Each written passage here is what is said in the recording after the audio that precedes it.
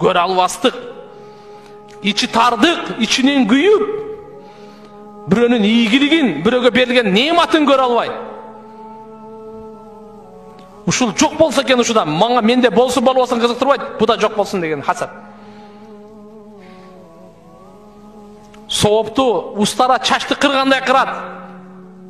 Отун жегендей кырат. Хасат.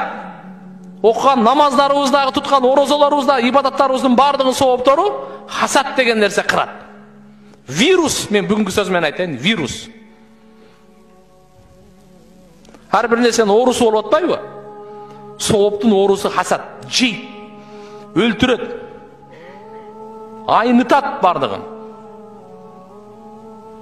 Жүрөгүбүздү көрө албастыктан көрө билейли, ыра көрөйлү, рахмат айтайлы, машаалла дейли.